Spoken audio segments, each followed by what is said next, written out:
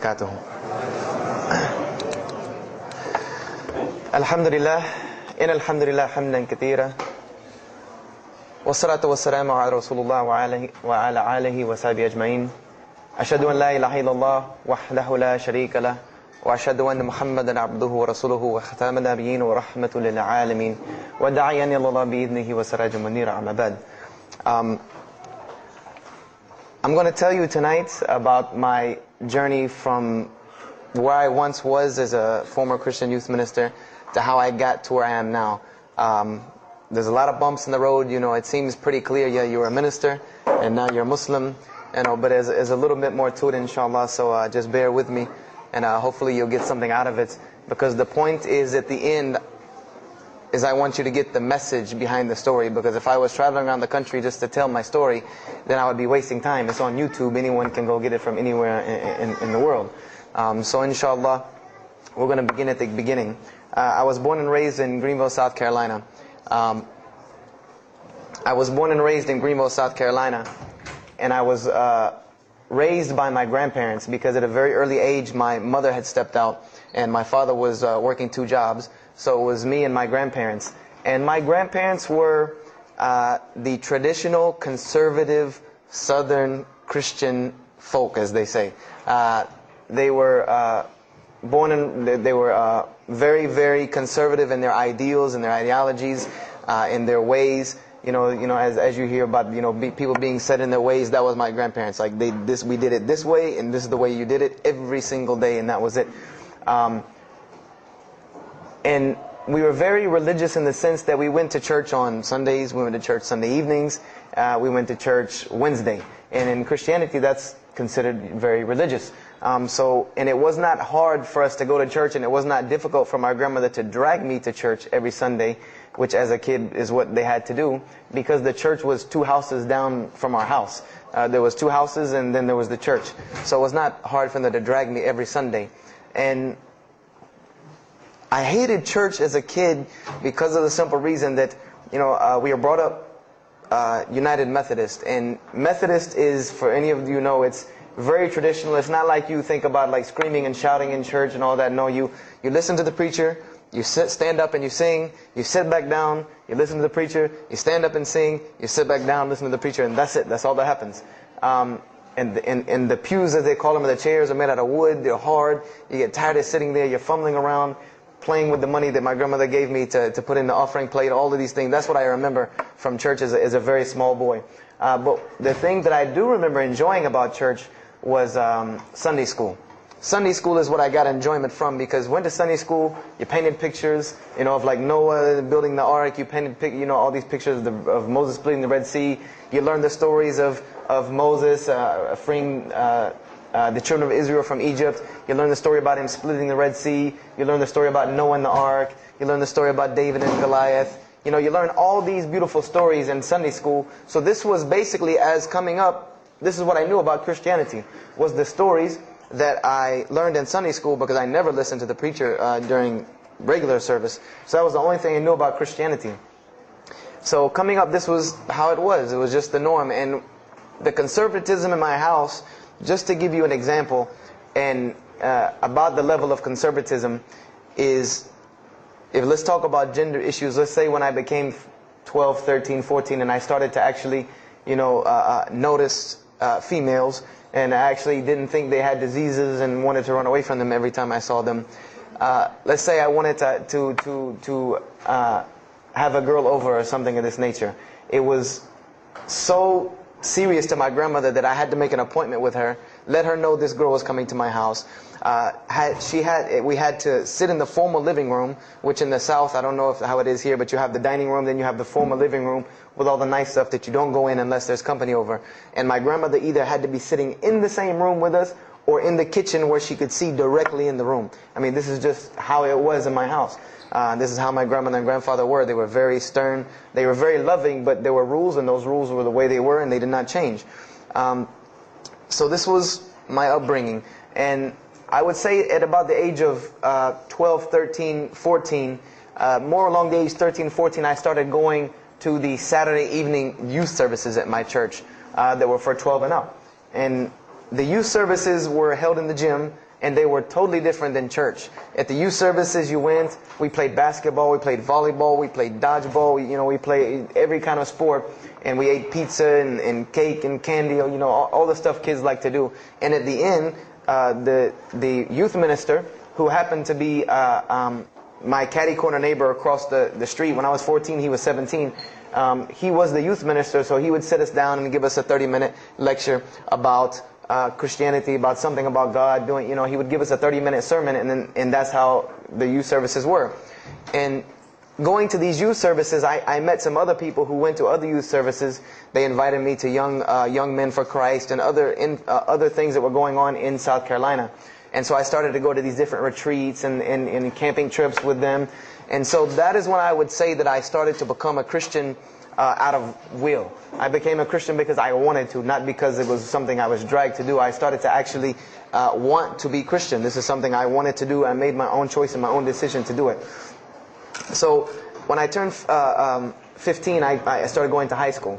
And when I was a freshman in high school, my best friend, who was the youth minister, was a senior in high school. And I remember we had a very close bond because I had not had my license yet, so I used to ride with him to school every day.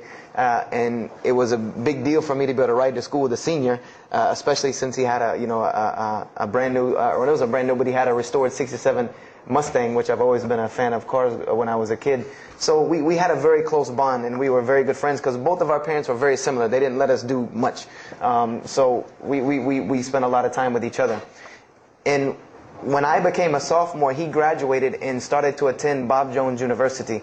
I don't know if that rings a bell with anyone, but Bob Jones University is a very prestigious conservative Christian college in South Carolina. It's probably the most conservative college I've ever seen. Because the Moody Institute is known as one of the most famous in this country. It's in Chicago. But Bob Jones is conservative to the point to where when it comes to men and women, like men and women are not allowed to get caught talking to each other in a room alone if they're not married, holding hands on campus. The men had to wear button-up shirts or polo shirts tucked in with slacks or jeans. The women had to wear skirts. No jeans, skirts that came down to the ankle, and a shirt that came to the wrist. And this was part of the guidelines for Bob Jones University. You didn't party, you didn't drink, there was none of this that happened at Bob Jones University. And he started going there, and his major was textual criticism. And textual criticism probably doesn't ring a bell with anyone, and to explain it in detail would probably take another entire lecture. But just to give you a brief synopsis of what is textual criticism. A textual critic takes the ancient manuscripts of the Bible, the pieces of parchment that were found all over the world, and he has to learn Hebrew, Greek, Aramaic, Latin, these languages that these parchments have been found in.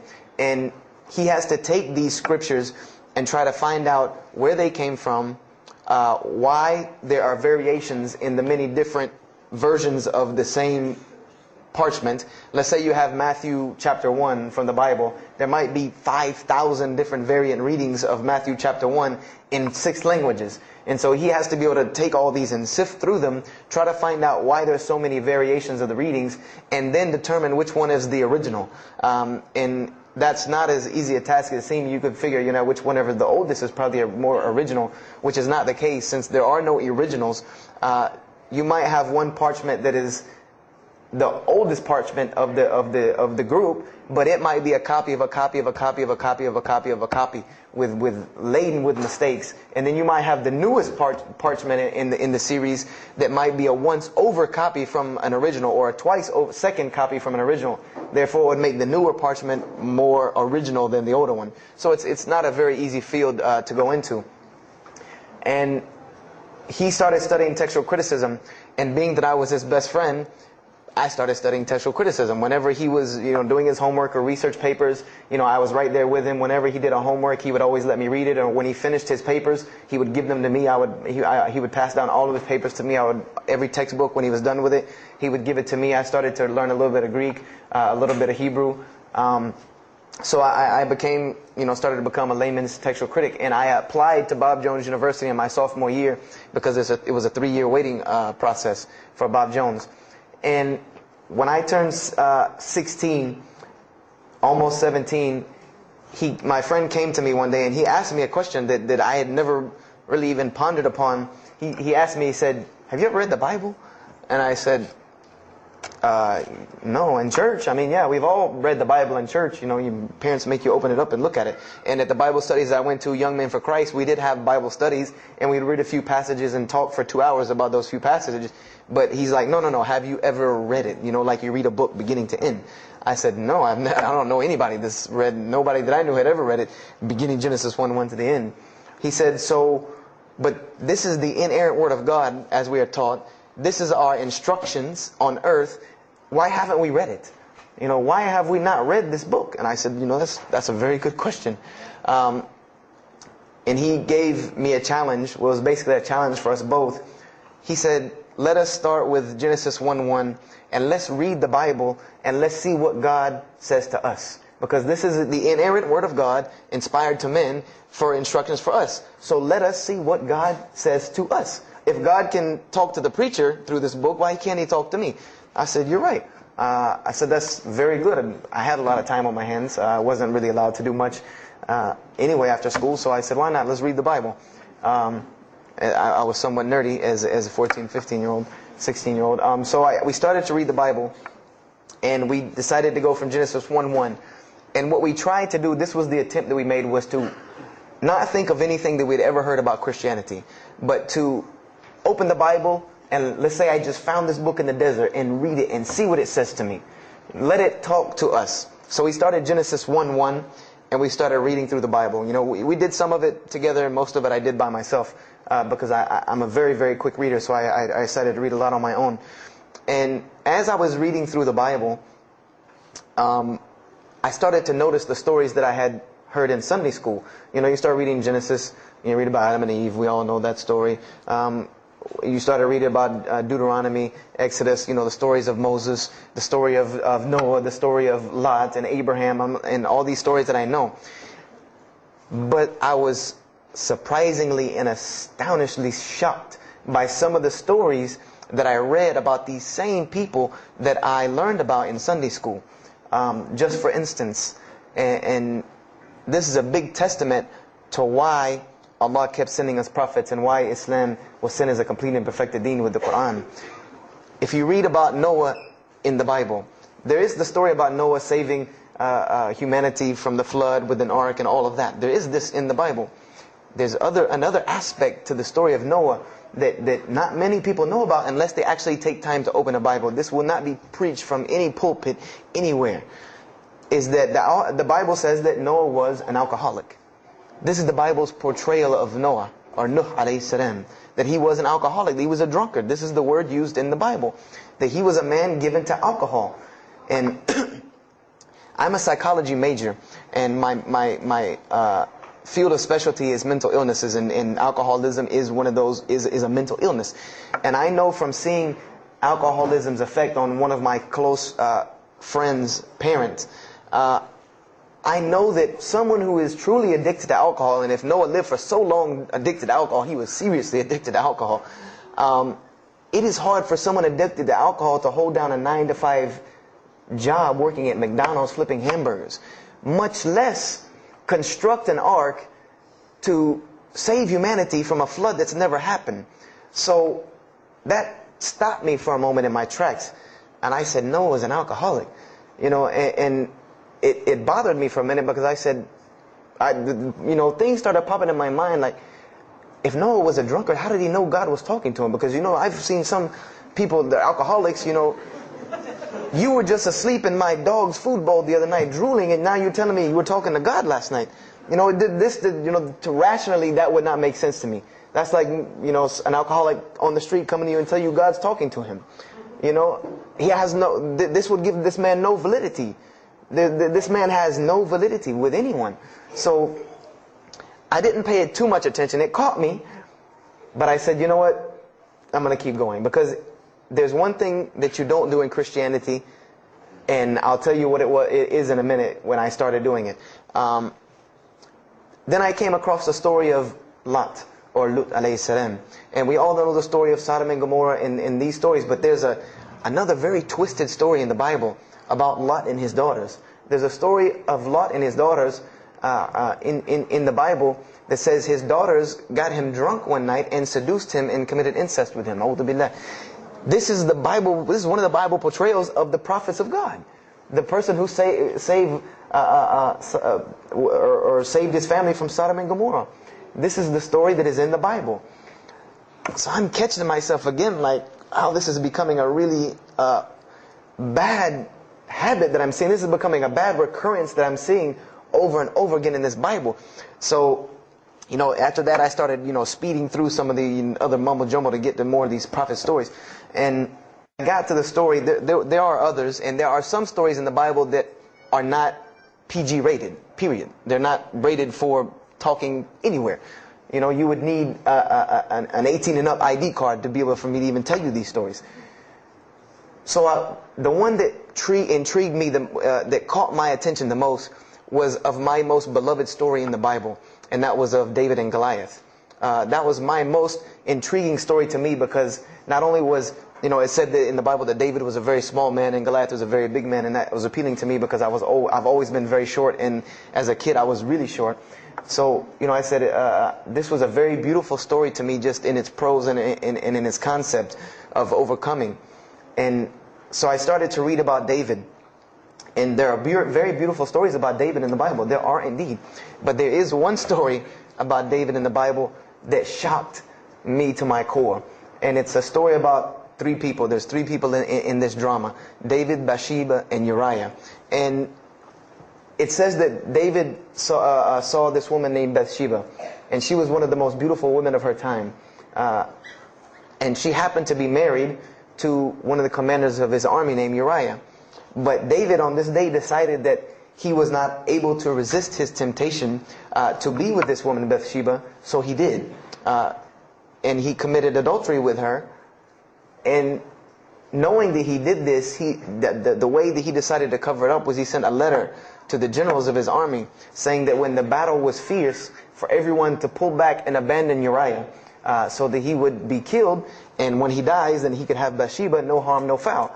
So David went from being the slayer of Goliath, the hero from man, to an adulterer, a plotter, and a murderer.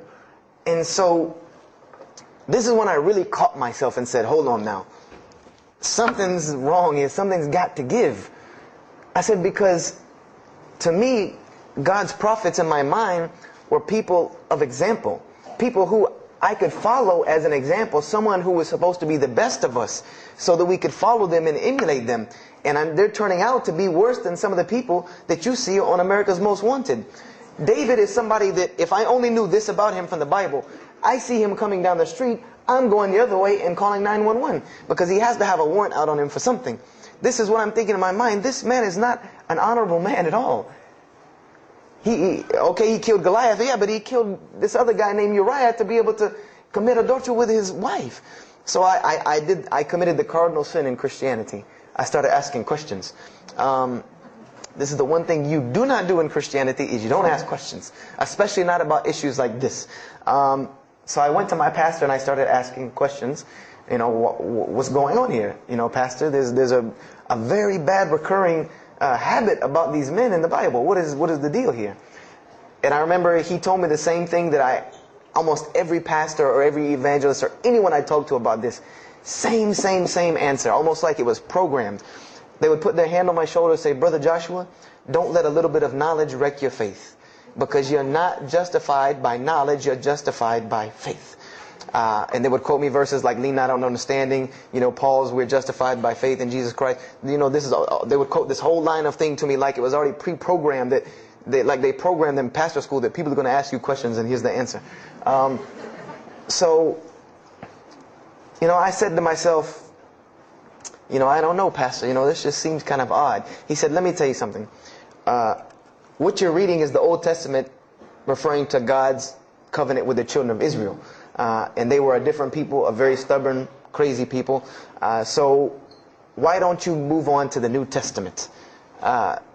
In the New Testament, you'll find the new covenant that we're under with Jesus Christ, and I promise you things will change and be better. I said, okay, perfect.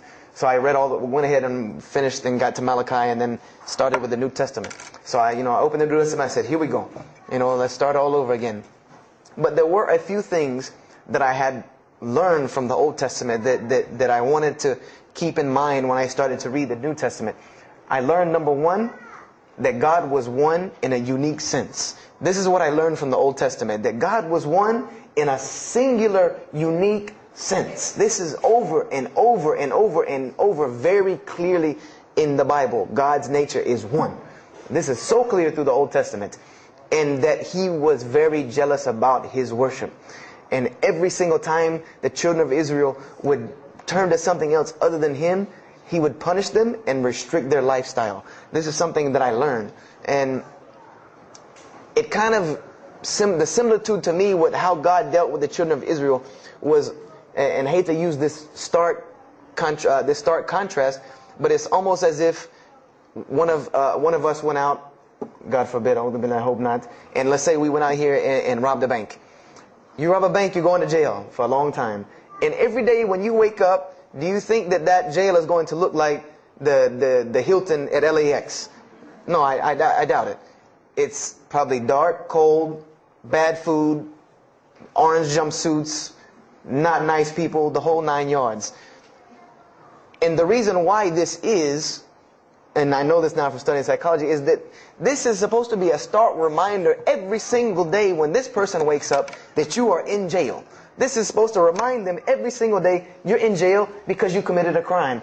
And we run this, not you. This is the message that is being portrayed to this person in jail.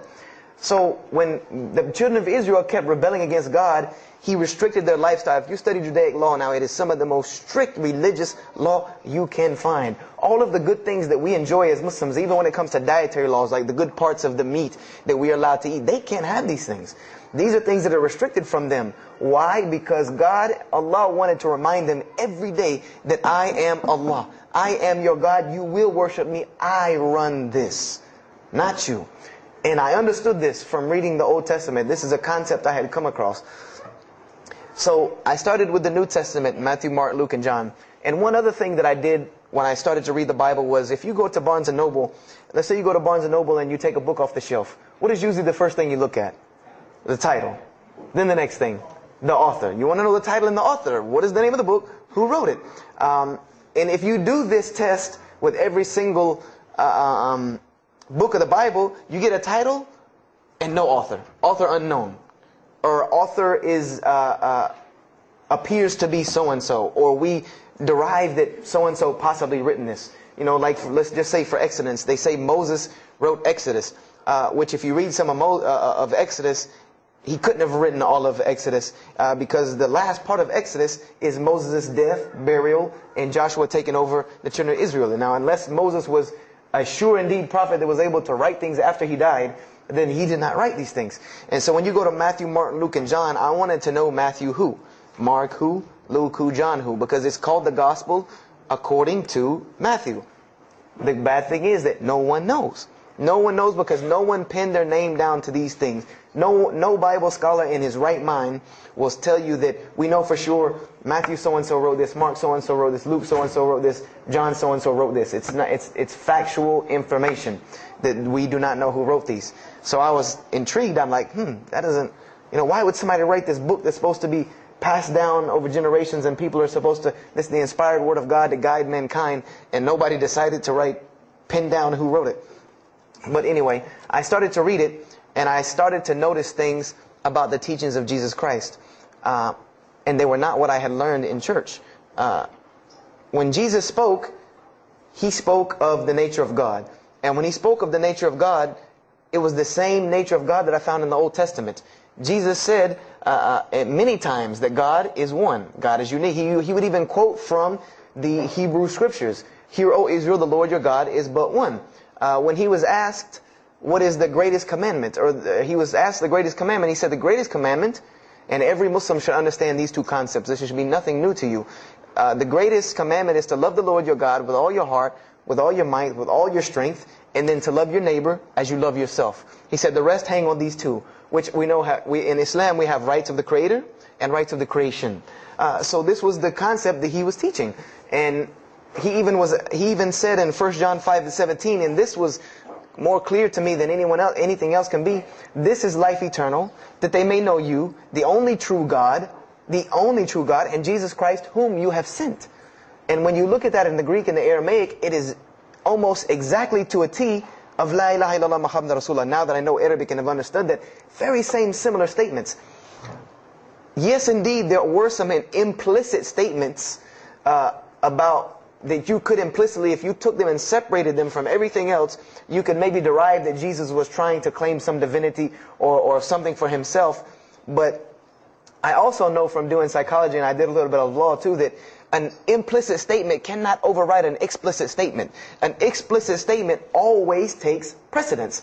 So if Jesus said God is one, and he anagorically may have alluded to God being more than one, then the clear statement overrides that each and every single time.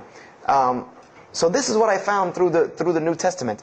And I also found that Jesus taught salvation. But his salvation that he taught was obeying God and following the commandments. This was his mode of salvation. One man asked him, "Good master, tell me how I can inherit the eternal life." He said, "Follow the commandments." Follow the commandments. He even, in Matthew, was so sincere about it. He said, "Whosoever shall follow the least of these commandments and teach men to do so shall be called the greatest in the kingdom of heaven. But whosoever shall break the least of these commandments and teach men to do so shall be called the least in the kingdom of heaven." So this I understood very clearly, that Jesus taught the same nature of God that was in the Old Testament. He taught that the salvation lied in worshiping God and following the commandments. This I understood. Matthew, Mark, Luke, and John were very clear about this. There were other things, the only begotten Son, but these things were not in red letter, so I did not give them as much weight as what I did to the actual words that Jesus Christ was saying out of his own mouth. So I read Matthew, Mark, Luke, and John. All of it was saying the same to me. I said, I was thinking to myself, this is not what I was taught about Christianity. You're taught that God is 1 in 3, 3 in 1. 1 equals 3. Father, Son, Holy Spirit. Jesus died on your cross to forgive your sin. And there was another thing that I noticed from the Old Testament, and this is a beautiful lesson to Muslims, because you're asked this all the time, especially when it comes to dawah. And I never put 2 and 2 together until I learned Islam and then read the Bible one more time. Is I wanted to know why the Jews wanted to crucify Jesus so bad.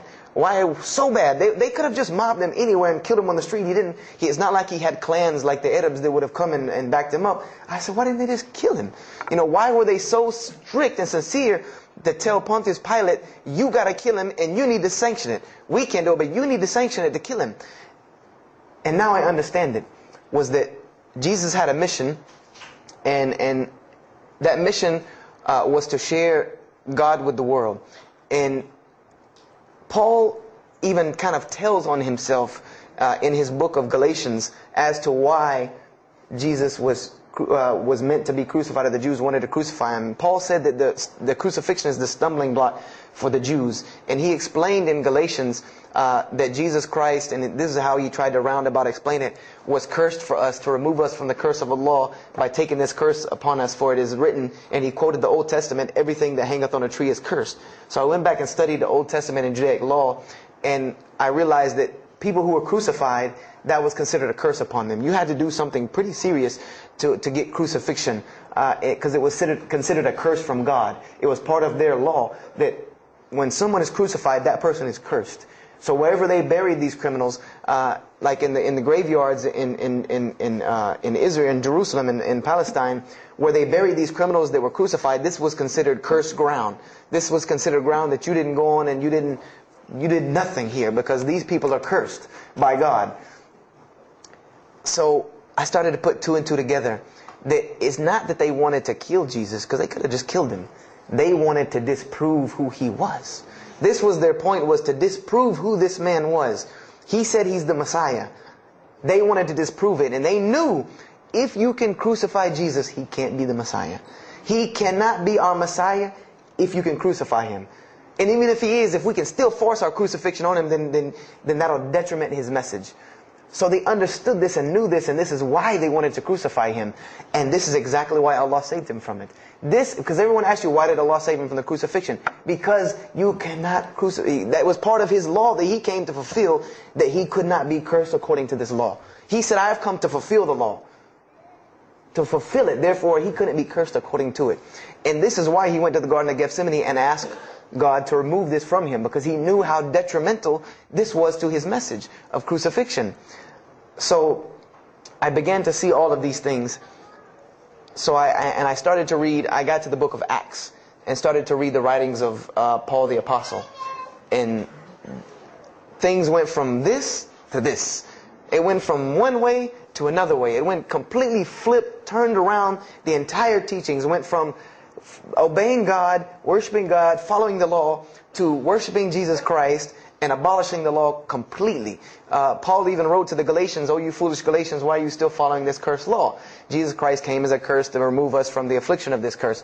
So I said to myself, but Jesus just said a few books before this that whosoever shall break the least of these commandments and teach men to do so shall be the least in the kingdom of heaven. And here you go, Paul preaching this gospel to abolish the law.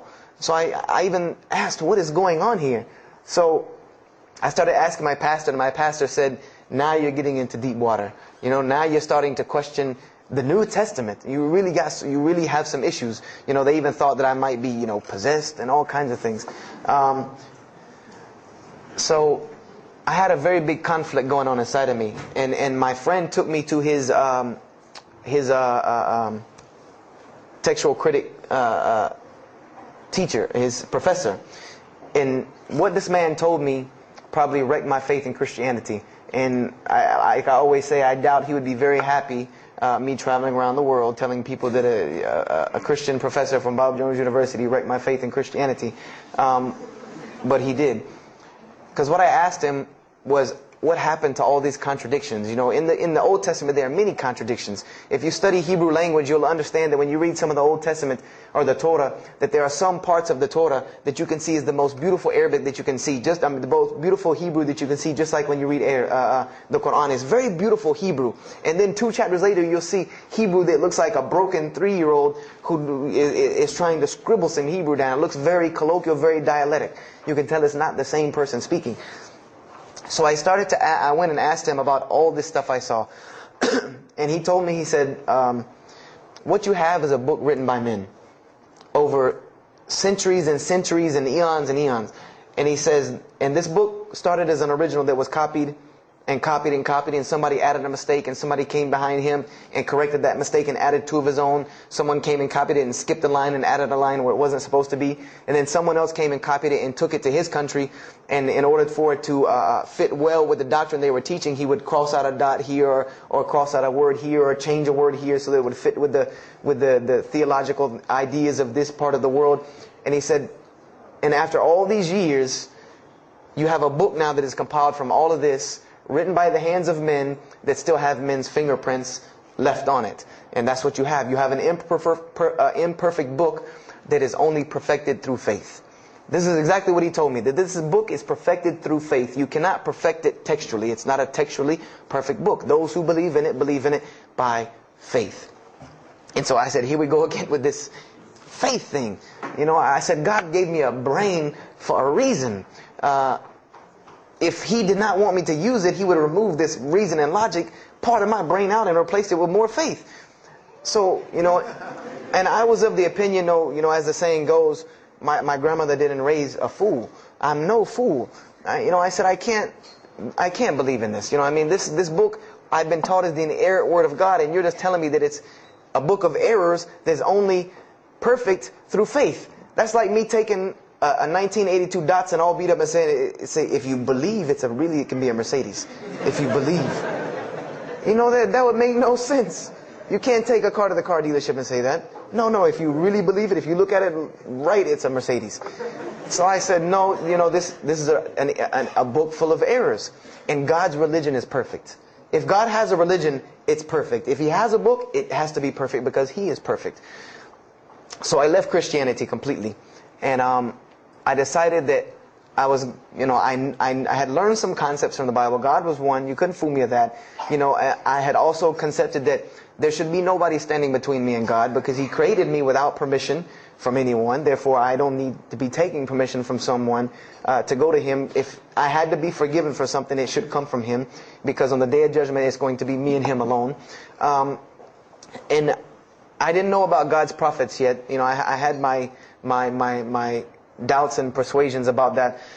So I decided to start searching other religions. I went back to Judaism. I studied Judaism.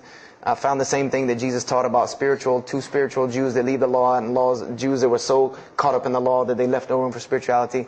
I studied Buddhism, Hinduism, Taoism, Confucianism, Wiccan, Bushido.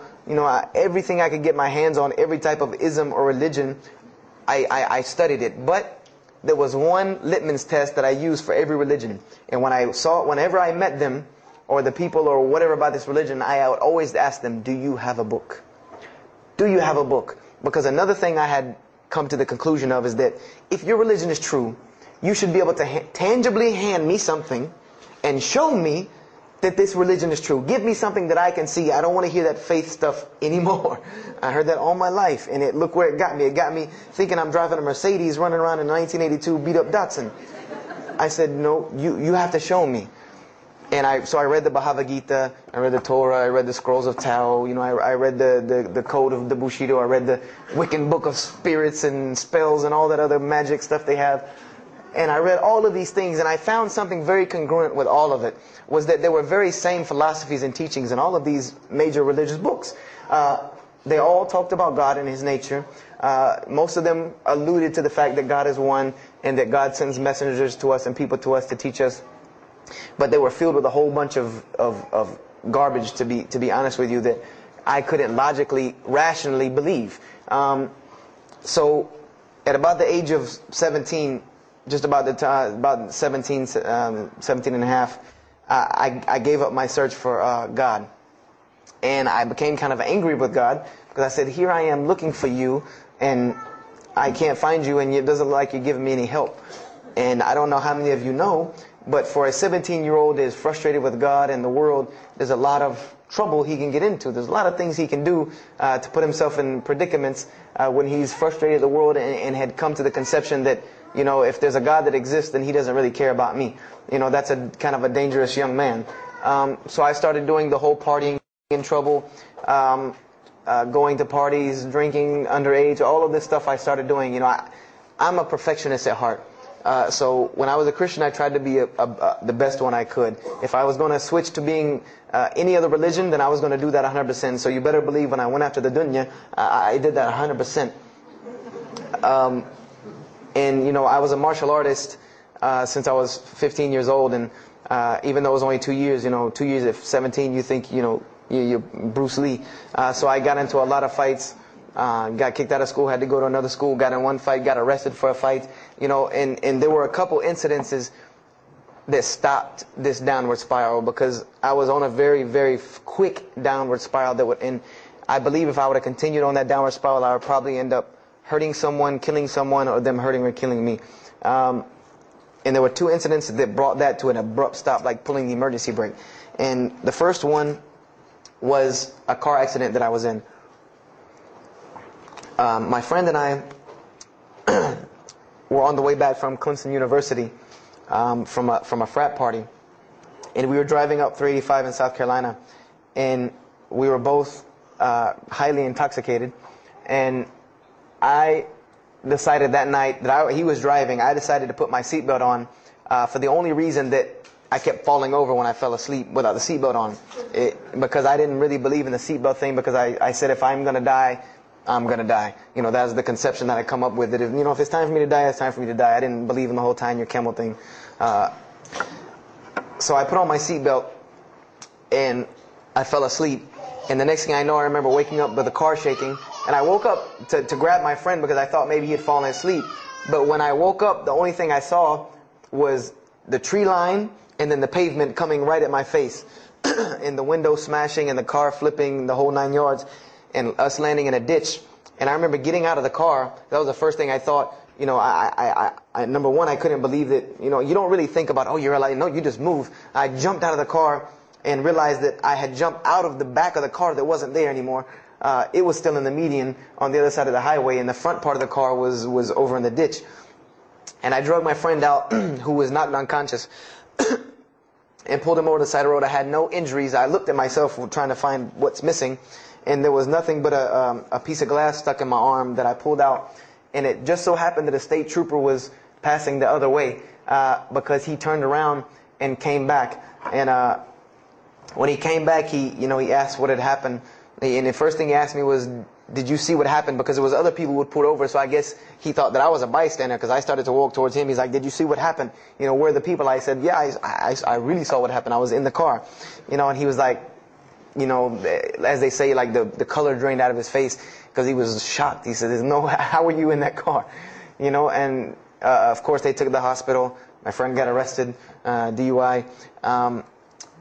But before he put us in the ambulance, he was a man of God, because he looked at me and he told me, he said, young man, you better realize that you're on this earth tonight for a purpose. The only reason you're still alive is that God has a purpose for you. If not, you don't live through things like that. People without purpose, if you didn't have a purpose, then this night would have been your night. So you need to realize that. I said, this old man's out of his mind. You know, if God had been looking for me, he had the opportunity to get me a long time ago. So don't tell me about that God stuff now. So I paid it no attention. And about a month later, 3-4 weeks later, my friend and I, same two, he's on crutches still, we decided to go to New York City. We decided to just take off, drive to New York City. We didn't tell our parents where we were going. I said I was sleeping in his house. He said he was sleeping in my house for the weekend. So we drove to New York. And in New York, I remember going to the ATM to get some money. And in New York, they have these ATMs where you have to go in the little glass room to get your money at ATM. I don't know if they have that here or if any of you have been to New York. Now, alhamdulillah, you have to put your bank card in to go in there. But in 97, it was not like this. You went in, and it was almost like the game Mousetrap, because you go in, take out your money, criminal comes right in behind you. There's nowhere for you to go. You know, there's nowhere to run. So I went in and I took my money out of the ATM, and I heard the door open behind me. You know, so I turned around. You know, I thought somebody was coming in behind me, and there was a man who put a gun to my face. And he must have really, really, really, really needed this money, because he didn't ask me anything. He didn't say a single word. I just remember looking at the gun in my face and him pulling the trigger. And it was a revolver. And to this day, I'll never forget that image in my head of seeing that little spindle turn and hearing that very distinct click of a revolver. And it probably could have been like a 32 snub-nosed gun like this, but when it was in my face, it looked like one of those like cannons that you see on the movies. And I remember when he pulled the trigger, I didn't think anything. You don't think anything. You just blank. You just go into this like shock of blankness. And then a couple seconds later, thankfully I had been doing martial arts. That might have helped me overcome the fight or flight syndrome, because all I could think was, go! You know, like myself kicking myself, like, what are you doing? Go! So I bum rushed him. We went flying. He went flying. Money went flying. Gun went flying. And I took off and went to the hotel and didn't say anything to anybody. We went back to South Carolina the next day. And I didn't say anything because we weren't supposed to be in New York. My grandfather would have killed me. If that guy didn't kill me, my grandfather would have took care of it. So I didn't say anything until about a month or two later. You know, I kept having nightmares about this same incident. I kept having night terrors from this incident. And so I told my grandmother about it. And she told me the same thing that the officer had told me. She said, you know, you have to realize that God has a purpose for your life. You're here for a reason. People don't go through the things that you've been through and still walking on this earth without a reason, and you're pushing the limit. This is what she told me. You're pushing the limit, really. God has something for you, and He wants you to get it, but you're pushing it. And she didn't tell me to go back to Christianity and study my Bible. The only thing she told me was that God hasn't gone anywhere. You just have not looked in the right place yet. And so I decided to put myself back together. You know, the car wreck, the gun thing, the getting arrested for fighting, like all of that, like really made me stop really quick and think, that I need to get my stuff together. So I became an agnostic, someone who I believed in God with no form of religion. I prayed to God on the floor on my hands and knees, because this is how all the books of God, this is how the Bible, the Torah, the New Testament, the Bhagavad Gita, all of these scriptures that I ever read, they said that this is how the men of God prayed. And it was during this time that I did read one book about Islam in the public library, because I had never heard of Islam ever.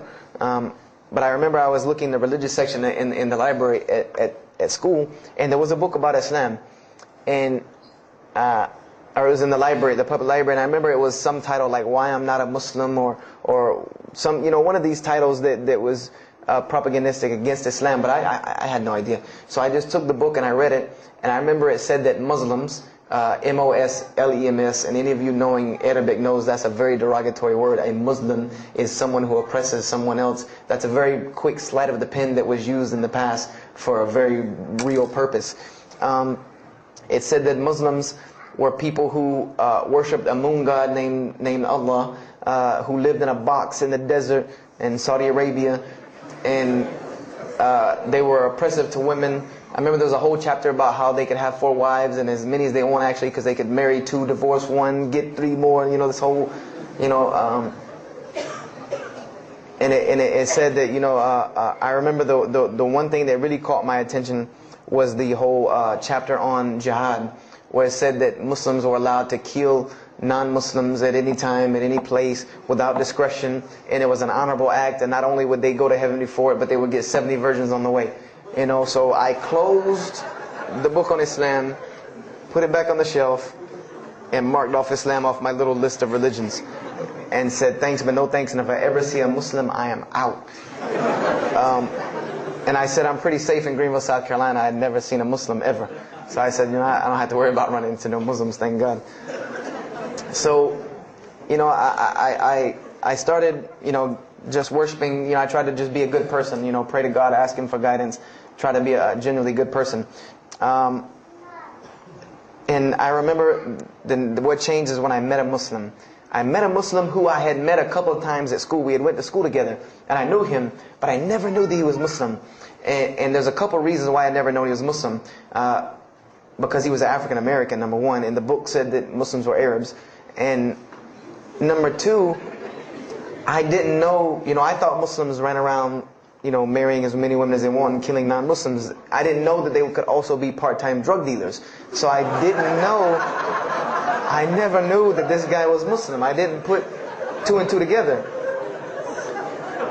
So we were at his house one day, and me and my other friend, the one that I got into a lot of trouble with, I'm trying to keep him out of trouble now. We were at his house, and we were debating something about religion. I forget what even the topic was, but you had 2 teenagers thinking they know everything. And I was trying to explain something to him about the Bible. And that guy came in and was listening. He said, "Have you ever heard of Islam?" I said, "Yes, I've heard all about Islam." He was like, "Okay, so what do you think of it?" I said, "What do you mean what I think of it? That's probably the worst religion I've ever seen on the face of the planet." He's like, "Why?" And he's like, "I'm a Muslim." I was like, "Man, stop playing." You're an African American. He's like, "So?" I'm like, "The book said you guys were Arab. All the Muslims were Arabs." He was like, "What else did you read in the book?" And I told him. He was like, "Man, what in the, what have you been reading?" He's like, "You need to go to the mosque for Jummah." He's like, he told me, he said, "I'm not a good Muslim." This is what he said to me. He said, "I'm not a good Muslim. I'm not even going to try to front and say I'm a good Muslim." He said, "But I can guide you to some people that can tell you the real truth about Islam," because he knew about my story about wanting to find religion. And he said, "You need to go to the mosque for Jummah." And I said, What's Jummah?" He said, "It's just like church with no chairs." And I said, "I can do church with no chairs because in church the chairs were the worst part anyway." Because they had these hard benches that you sit on that are like this, and they're so hard. I said, "That's good. You sit on carpet? Wow, man, every church should be like that." And I said, where's the mosque? He said, it's on Wadehampton Boulevard. I said, where on Wadehampton Boulevard? I lived on Wadehampton Boulevard. I lived right off of Wadehampton Boulevard. He said, you know where Lee Road intersects with Wadehampton? I said, yeah, I live on the other side of that intersection. He said, it's right there. I said, no, it's not. There's nothing. There's a gas station or a church. He said, yeah, you know that church, the Evangelical Missionary Training Facility? I said, yeah, I used to take missionary classes there. He said, you know that building in the parking lot with the gold thing on top? I said, the gym? He was like, no, that's the mosque. Because I had always thought it was the gym because it was in the same parking lot and it was just rectangular with 2 glass doors in the front. And you could literally walk in between the church and the masjid and touch them like this. Anyone doesn't believe me, go to Greenville, South Carolina, look at the masjid. You can almost touch both of them just like this. He said, yeah, it's right there. I said, I've never, at first I was shocked. Like, I've been living across the street from all these crazy Muslims all my life. I said, I never knew. And he told me to go to Jummah, and I asked him what time. He said he would meet me there at 1 o'clock in the afternoon on Friday. So I said, okay. I went on Friday. And I'm waiting outside for him. I'm not going inside. That's not happening. And I'm seeing all these people going in. And at this time, it was a predominantly Indo-Paki Arab masjid. Anyone who went in was not American, period. And I did not see even one African American going there. And I did see one. And then when he went in, I heard him talking in a dialect that I realized he was probably from Africa. So I said, he's not American. So I'm not going. I'm waiting, and I'm standing outside, sitting on the church steps, and the imam pulls up and parks right in front of me, who I had no idea he was the imam. But he got out and he asked me, am I waiting for someone, this, that, and the other? And I explained to him. He said, oh yeah, we know this brother. You don't see him that much, but we know who he is. He said, I'm glad you came. He was a very, very nice, gentle young man. And he invited me into the mosque, and I kind of wanted to wait on my friend. But I didn't want, at the same time, I didn't want to tell this man I don't want to go in. So I went in, and they put me in the back and gave me a chair anyway. And I said, I came to sit on the floor. And they gave me a chair anyway, and all of these people are piled up in front of me. And there's no Americans here. And I'm starting to wonder, if this is a setup. Because it's starting to smell like a setup to me. Because in my mind, I'm like, you've been set up before, and this seems kind of like this. So, and I'm starting to think in my head, scenarios, a young mind at play. I said, this other guy, my friend, he probably was in the same situation like me, and he probably made a deal with them to get out as long as he brought other Americans and tricked them into coming to the mosque so they could do their jihad after Jummah and get their 70 virgins. So I'm sitting here, and there's all these people in front of me, and then there's a curtain with all these people behind me making noise, and I have no idea who's back here. So I'm stuck in the middle of this. I hear that it's some women, but I don't, there's a curtain. I have no idea. So I'm like, there's something very odd about what's going on right here. I'm like, just let me make it. I'm starting to look for the exit. I'm like, calculating how many people are between me and the exit. I know some martial arts, so I said I might hit a couple of them, and I'm out.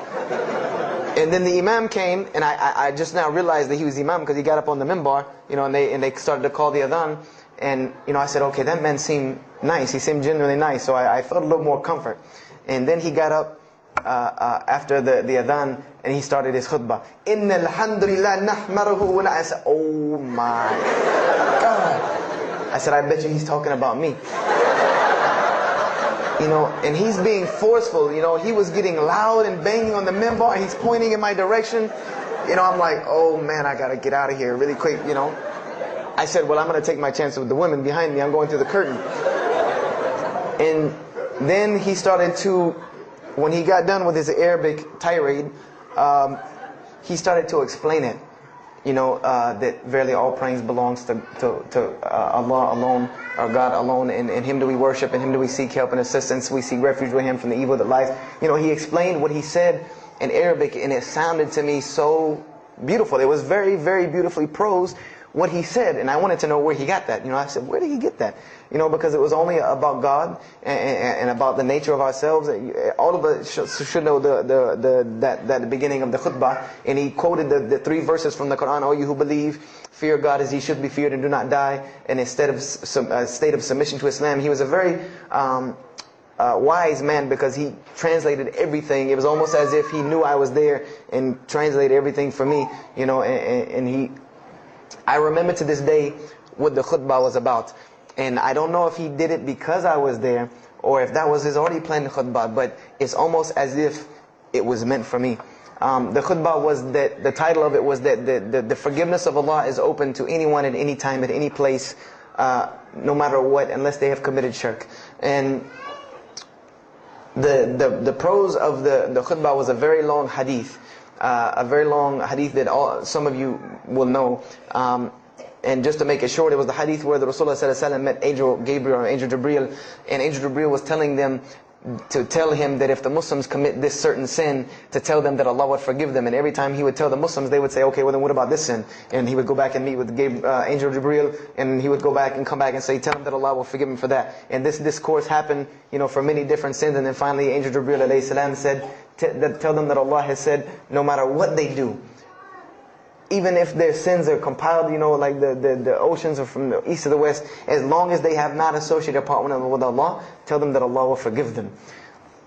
And I remember he told me that, or he said that, that the door of repentance to God is open as long as you have not seen the angel of death or the sun hasn't risen from the west. I didn't really understand the sun risen from the west thing at that time.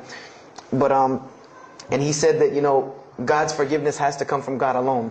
And this was the whole premise of his khutbah, was on forgiveness and tawbah.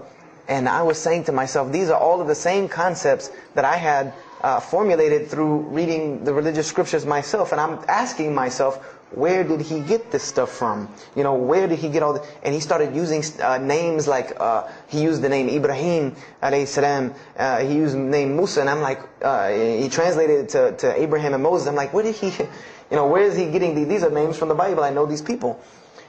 And so after the khutbah, they started lining up for the prayer. And I got apprehensive because everybody's getting up in front of me and blocking my exit from the door. And so I guess one guy in the back saw me, and because I had to move back a little bit, he said, we're about to pray. And I said, pray to who? And he said, to God. I said, which one? And he said, the one that created the heavens and earth. The same one that's in the Bible, the only creator of the heavens and earth, the only God. I said, yes, I know him. And so the Imam started to pray, and when he recited the Quran, I know it sounded very intriguing. I had no idea what it was.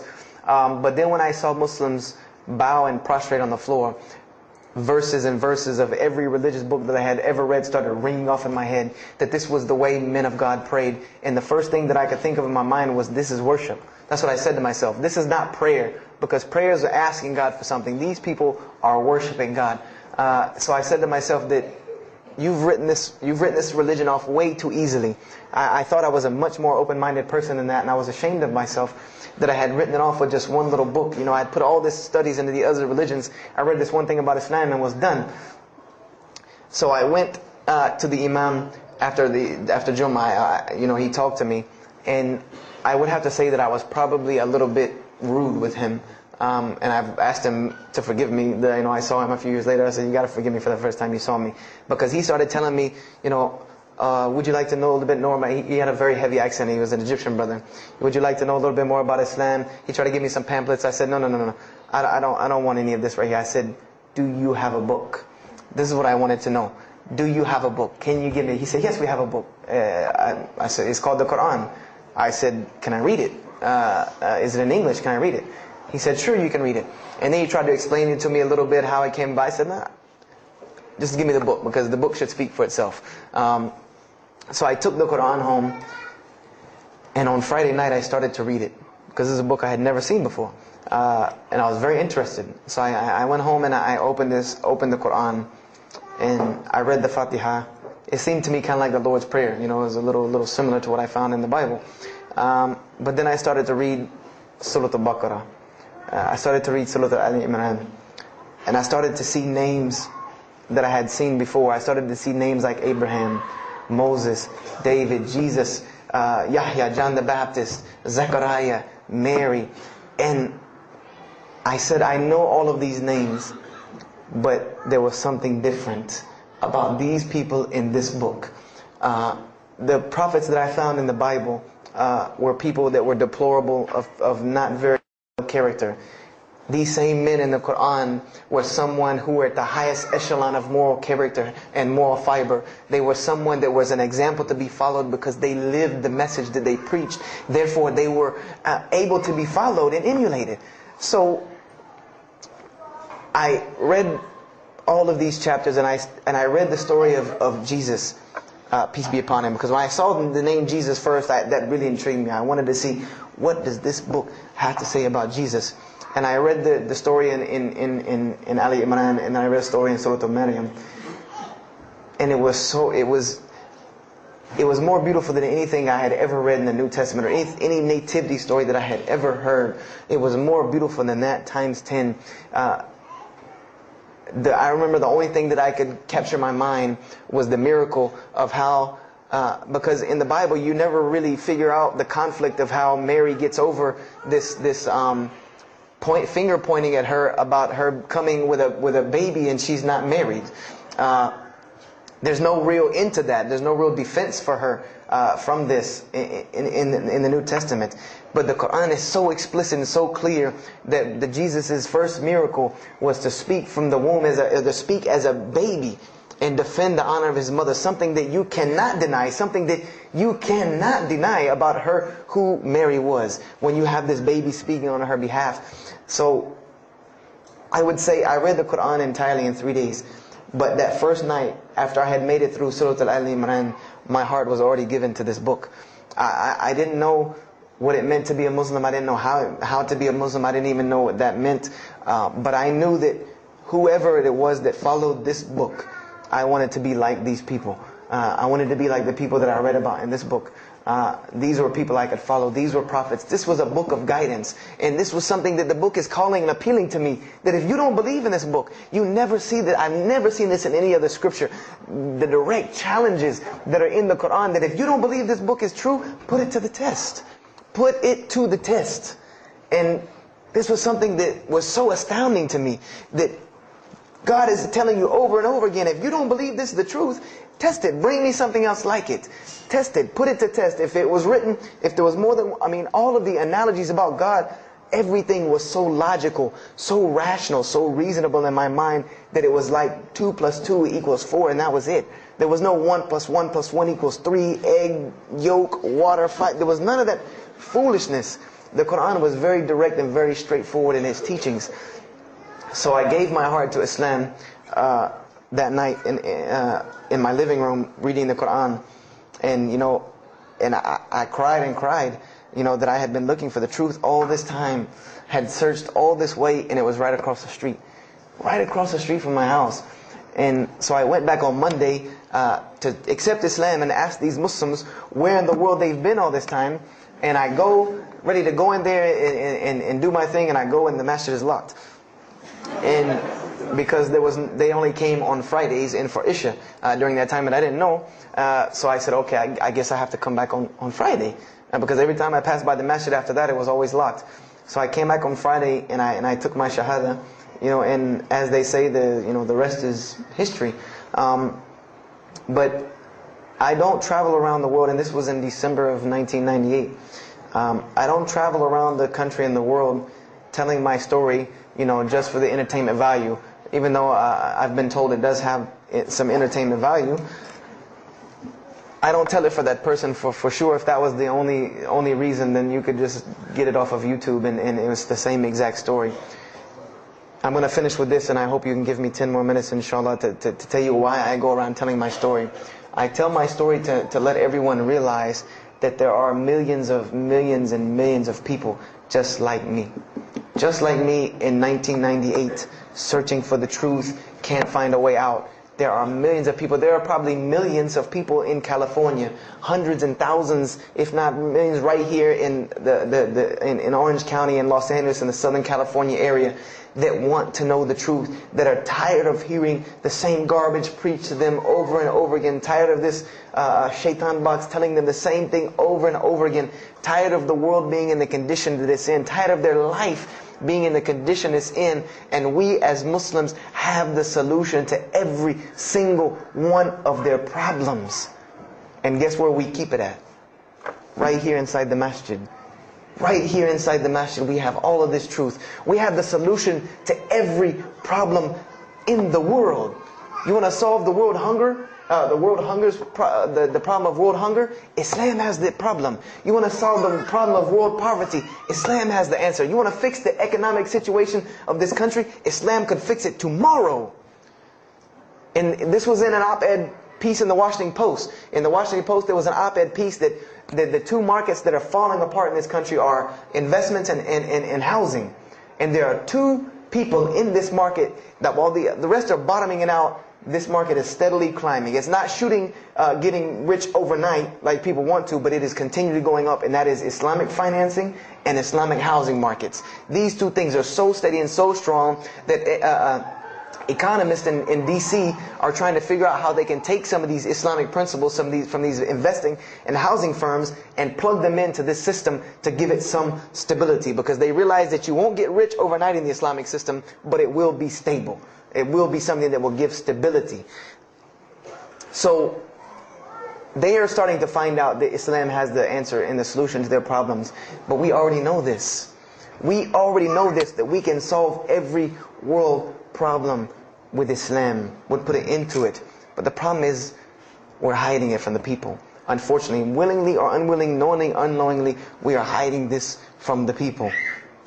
And there's a statement in the Quran and that Allah warns the Jews about what they did with their religion. And it is a statement that is left in the Quran for us, that verily those who conceal the evidences and the clear proofs, after we have made it clear for them in the book, they are those who are cursed by Allah and cursed by those who curse, unless they repent and reveal that which they have been concealing. Those I will accept their repentance, because I am the one who accepts it, the most merciful.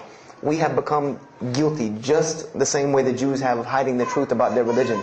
When they saw the Prophet Muhammad ﷺ, they knew the truth and wanted to hide it. People, we know the truth about Islam, and we are hiding it. We as Muslims are running around begging Allah for dignity and honor and help when He has already given it to us in this deen. Everything that a Muslim could ever want has already been given to him in this deen of Islam.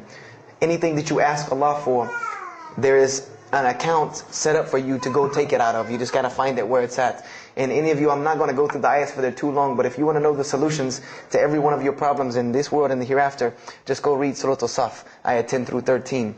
Very, very easy solution. If I had the time, I would read them to you, inshallah. But we have the cure to every disease in the world. And we're not giving it to the people. And I want to use this as a parable because I really want this to hit home with you. Let's say, what is your name, brother? Abdullah, mashallah. Let's say me and Abdullah are best friends. We're brothers in deen. We're roommates. And we've been roommates for years and years and years. And let's say brother Abdullah has contracts an illness, a disease that is one of the most painful diseases that any human being can ever go through in his life. And it's not something that is going to kill him quick. Let's say this disease is going to suffer and fester with Abdullah and make him not be able to eat, sleep, nothing. He's just miserable all the time. When I come home in the evening, he's rolling around on the floor in pain. And let's say I know him in this condition. And let's say one day I come across the cure for his disease. Someone tells me that if you give this to Abdullah or anyone like him, he will be instantly cured and he will never suffer again. And let's say I take that and put it in my pocket. And I don't give it to Abdullah. Why? Why don't you give it to Abdullah? Well, number one, I'm way too busy. I have 2 jobs, going to school, I have a long commute back and forth, I gotta drive up and down the 405 every day. I don't have time to give Abdullah this medicine, man. If he wants the medicine, he'll go get it himself. I don't have time, I'm really busy. Number 2, I'm not a doctor. I should not be prescribing Abdullah medicine, and I'm not knowledgeable in medicine. If he wants help, he should go see a doctor. I'm not a doctor. Number 3, Abdullah's, please forgive me, but Abdullah's kind of stubborn. He doesn't really listen very well. He probably, he's kind of set in his ways. So even if I tell him this medicine is good for him and it'll cure him, he probably wouldn't even take it anyway. So why waste my time? Do any of these excuses sound familiar? And let's say I don't give this medicine to Abdullah and he dies. And let's say he dies the most painful death that you can ever imagine. I want to ask you a kind of rhetorical question. I want to ask you kind of a rhetorical question. Do you think on the Day of Judgment that Allah is going to call me and Abdullah up and ask him about this incident between me and him because I've oppressed him? I have oppressed him. I've allowed him to suffer knowing that I could ease his suffering. I'm sure Allah is going to ask us about this. But you know the beauty about Islam is that if Abdullah was a good Muslim, bore this disease patiently and died, he dies as a shaheed, inshaAllah. And on the Day of Judgment, this is how beautiful Islam is, that he could very well come before and Allah ask us about this, and Brother Abdullah say, you know what? Allah, I forgive him, so you forgive him. This is the beauty of our religion. And Allah will forgive me. But the disease I want to tell you about is the disease that every single non-Muslim walks around with every single day, and they don't even know it. It has no real physical symptoms. And that's the disease of shirk. The disease of being jahl, being ignorant about Allah subhanahu wa ta'ala. Allah gives them life and they worship someone else. Allah feeds them and they thank someone else. He created them and fashioned them in the womb of their mother and knows them better than they know themselves. And they have no idea who He is. They don't even know who He is. If that doesn't pain your heart to see a person in this condition, then for sure the hearts have become hardened. Because when I see non-Muslims, especially when I sit in places like airports, I see this disease. I see it on them. I see them walking around with it. And there's so many of them passing me, I think to myself, there's no way I could talk to all of them. There's nothing I can do. And this disease is something that not only is not going to show up as a physical symptom, and is going to leave them ignorant about Allah subhanahu wa ta'ala, but when the day they die, they will die the most physically painful death that anyone can ever suffer. The Rasulullah sallallahu alaihi wasallam said that when the angel of death comes to the disbeliever, it doesn't come kindly. He yanks the soul through the nose and it's as if his flesh is torn from his bones. It's as if they take Brother Abdullah and turn him upside down and stuff him in a human paper shredder. This is the death that is waiting for those who do not know Allah subhanahu wa ta'ala. And you know the unfortunate thing? That while you've been sitting here listening to me, thousands of people have died. Thousands of people have lost their life not knowing Allah while I'm talking to you right now. People in this city have lost their life. And there's nothing we can do about them. They're gone. It's too late for them. We can't save them even if we want to. And that's a deplorable, deplorable, sad, sad fact. That we can't save them. But there are many, many, many, many who we can save. And that all that takes is us taking this light of Islam we have and showing it to the world. There's a statement in the Bible, and I finish with this. Whether Jesus alayhi salam said this or not, doesn't matter, because this statement is one of the most profound statements that has been somewhat of a focus for me in my mission of da'wah. It is said that no one would bring a candle into his home and then place a bucket on top of it, because then no one would benefit from the light. No, if someone would bring a candle in their home, they would set it on the table in the middle of the room so that everyone could benefit from this light. And unfortunately, the Muslims of this generation, we are a bunch of candles with buckets on top of it. No one can see our light. No one can see the beauty of Islam in it. Believe me, if you don't see it, believe me, take it from someone who was once standing on the outside looking through the window at that light. It is one of the most beautiful things you can ever lay your eyes on. It is a treasure to be found of treasures. And everyone else can see this, and they will see this if we show it to them. If we allow Islam to be Islam. If we start becoming Muslims, meaning that the best form of da'wah that you can do to this world is very, very simple. It's not complex. It doesn't take a 10-hour workshop, even though some of the details do. But if you want to know the way, the best way to do da'wah is for Muslims to be Muslims. That's it. Study our history. Study the history of Islam. Why was the world conquered by Islam? Not through military campaigns and wars, but through Muslims being Muslims. The most populated Muslim country, Indonesia, was because of Muslims being Muslims. A few Muslims deciding to get up off their behinds and go to another country and live their life as Muslims, not shaving off their deen to be pleasing to those people, but being Muslims. And when the people asked them and inquired, what is it about you backwards Arabs that we've heard all these crazy things about? Now you come out of the desert with pristine moral and character, and you have better ethics and morals than we do. What is it that has happened to you people? And their answer was, La ilaha illallah, Muhammad Rasulullah. That we believe in Allah and He has sent us a man named Muhammad, and we emulate his lifestyle That's why we're like this. This is what conquered the world for Islam. This is what conquered people's hearts for Islam. Was the truth and the beauty of it and its simplicity of its message. This is what brought me, and this is what the world needs. With all of this foolishness going on in the world, this is what it needs, the simplicity of Islam, whether they want to hear it or not. They know it in the bottom of their heart. When you show them the truth, even if they turn away from it, they know it's the right thing. They know it's the truth. And on the day of judgment, you can stand before Allah subhanahu wa ta'ala, having washed your hands and saying that I did my job. And I finished just one more thing. I finished with this. If you don't believe this is important, if you don't believe this is one of the most important things you can do as a Muslim, then the last statement of Prophet Muhammad ﷺ to the Muslims as a whole, he gave his farewell sermon. And we know that what his farewell sermon was a summary or a synopsis of what Islam is and its general principles. And he knew this was the last thing he was going to say to the Muslims as a whole. And how did he end this sermon?